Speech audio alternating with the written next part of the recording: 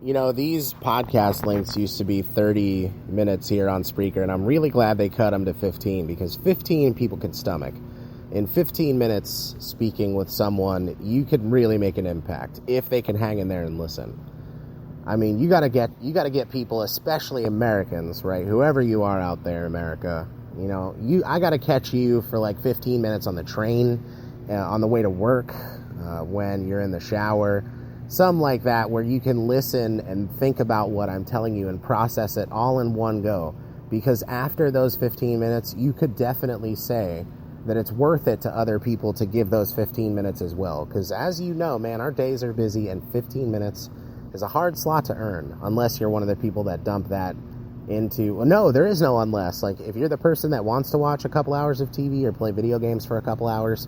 I always have my headphones in listening to something on YouTube with the Wi-Fi covering it while I'm gaming, you know what I mean? But I'm apt to, save stuff online to watch it later, but, I tried to reach out there on YouTube, and I feel like the next step had to be run for U.S. Congress, man, and I feel like whether it's a conversation about any of these things that are a heated debate somehow, I don't think there's anybody in politics right now or anybody that I've seen in a contemporary sense fighting or debating on behalf of the ideals opposed to my own that I don't think I could easily crush. And I don't want to put it in a aggressive way. I'm no Turek, man. I'm not going to yell at you for, 45 minutes to an hour and a half. It's the things that I understand about the universe are, unfortunately, this will be my one prideful statement, are legion. It's so easy to decipher everything in sequence about, to me, where we came from and why we're here and what's going on around us and how it can be perfected in each little aspect of every subplot of the spectrum. If you just give it 30 minutes of time, it's easy to come up with a complete solution ideologically that can be applied directly to the aspect you're trying to fix. And as a solutions analyst, which I have titled myself and will remain with that title no matter what my future holds, I have moved forward in producing things for the game industry which take franchises that really are blown out and for the same cost or a little bit lengthier work schedule, I should say, you could make the absolute perfect game. Like Dynasty Warriors was reforged in the drop of a hat. Or should I start saying at the dime of a hat, because I messed up and said that in the last one. But also running for senator, man, like looking past the game industry, because virtual reality is going to be here, and I already made the perfect game for that. Would take every single person that plugged into it to a level that would far exceed the epicness of Ready Player One. I do also pridefully say, but in an earnest way, and would prove that at the dime of a hat. Yet again, another opportunity to drop the catchphrase. All right, I hope that's as sticky for everybody else as it is for me, but you know what, man, social media is nothing for me, because having this conversation at a podium, if it were possible in front of, 6 billion people, I'd say the same thing. I'd be like, hey, all you out there, I feel like you need to eat, you need to drink, you need to sleep. You want as much of your time awake and experiencing things to be happy and to be productive and done in a positive mindset, and you would much prefer that to being angry, to being bitter, to being tired and worn out, exhausted. Nobody needs to be exhausted when there are a ton of people across the world looking for jobs. Honestly, I mean, with the government's involvement in not just commerce and industry at a national and international level, but its involvement in the way we structure our days and its knowledge of how everything is moving in terms of the gears of the machine of our labor force. It must cost far less to give someone a house on a monthly basis, to give them clean water, abundant access to the food they need to feed themselves and anybody else that needs it moderately, and give them a chance at a good, safe, productive education, and to have access to the World Wide Web, to the whole knowledge base of our human planet and beyond, right? Seems so straightforward. And isn't that the environment that you think would produce the best present and future for the United States of America? Why does it serve us better to fuel conflict that makes it easy for citizens of our country to believe the government is up to something shady, and there's personal profit being gained from the sale of differences, of sensationalism and stuff like that all across the board. All the conspiracies, man, everything that's racked up across the generations of Americans in the last, not just 100 years, but all of our history, and all of the controversial things that have happened between our subcultures as we continued somehow, most of the time, to be one solid country.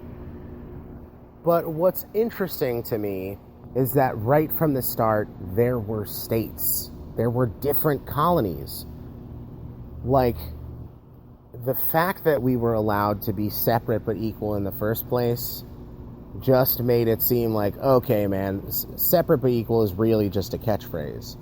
Because things are being done differently, and it's being said that we, as a defined line on what is not a giant line or a separation in reality, like, you don't have to pass over 100,000-foot bridge to get from one state to another, because they're not separated. It's all the same country, and it was just carved up really by different people for different purposes over time, right? And the acquisition of outlying lands. I mean, we're not going to talk about the textbooks. You don't need the textbook. You can look right at the country now and be like, well, this is very clearly different from where I just was. Because people will become encloistered in their environments, and to have provided so many separate environments for people to grow up in, you have now produced a country a few hundred years later that is incredibly unbalanced in how things are run, how things are thought of, and in opposition to how it could be. And you have to ask yourself why. Is it because we've elected the wrong singular part of our government structure? Has it been the series of presidents that have guided us through the ages? No. It is the underlying factor. I feel like the reason why there's only really one, if I should say so, Mr. Smith Goes to Washington, is because movies like that really inspire the wrong course of thought. To think that there are so many people suffering on a daily basis and nothing is done about it, but yet there seems to be the funds for everything else, is because that really has to be at a benefit to somebody. And I'm not interested in being assassinated. I'm not interested in being murdered. I'm not interested in using any of the things I have heard and or seen that can just produce your death or tragedies in your life without any context. And, you know, if luck can be manufactured, I'm not interested in testing my luck, okay? I would very much like to lend a voice that will, in essence, continue to benefit those who already make a ton of money off how stuff is run, but still increase the efficiency and increase the enjoyment and the perpetuation of success for all American citizens. Doesn't that sound like a good balance? Doesn't that sound to you, like it does to me, like a good idea? Like something you could get behind? I have said in the past openly, like, okay, if you want to stand here and call me a communist, don't have that conversation in the background. If I get up at a podium and 300 million people want to, let me know their opinion about my thought on socialism or democracy, I would be much more than willing to have a conversation with the entire nation for however long it took. If you want to have a 3-week-long conference, if I were to be president of the United States, when I am legally allowed to run based on my age, to have the American people ask me, like, okay, why isn't this happening? I would hope that my presidency, by the time the second year had ended, that conversation would be like strictly based on what people want now that the prior problems are fixed. Because if I'm getting up on TV and saying, if I'm getting up in front of the nation and saying, hey, we have all these doctors, we have all these medical professionals, we have facilities all over the place, We have local networks. We have administrative knowledge of how everything's done and the licenses and registrations of all these practitioners. And we can maneuver them based on wherever they're needed. And you can come to them when there's a problem, tell them what happened to you, and they'll tell me what they did to fix it, and I'll cover the cost. I'm somehow at a disadvantage in saying that, because how much money do you have, sir or ma'am? Let's say you're 23 years old. If you came from anything but a super beneficial background, if you break something, you're paying for that for a long ass time, aren't you? I'm talking about you break your arm, break your leg, medical bills like that will stay with you forever. Asked to pay your premiums every month, that's what that's for. But that could be done invisibly. People immediately cringe at the thought of 70-80% of their money being taken out in income taxes.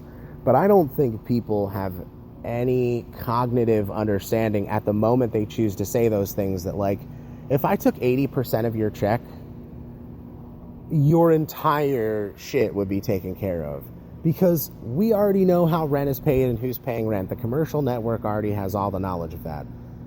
If wages were reflected directly on the value of the community you're choosing to live in, then we could deduct the cost of that, as well as all of your utilities, as well as all of these things that could be wrapped up into, let's throw up the quotes, the New Deal 2.0.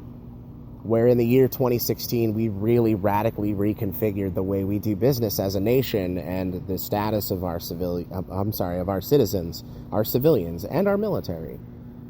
Because we could be saving a buttload of money if we had we don't need most of what's out there. Okay? Our naval presence, I don't think, keeps World War III from happening in the Pacific Theater. If that's going to happen, it's because very small groups of people are making the decision that hundreds of lives don't matter. And the reason it hasn't happened yet is because the knowledge of the scale of destruction, unless you can grasp the idea that all of the people who you would just think of are super wealthy are ready to leave this planet at any time and go somewhere else and leave the charred and destroyed remains of civilization behind. If that's what it's all been leading up to, you have to swallow a lot of stuff with that.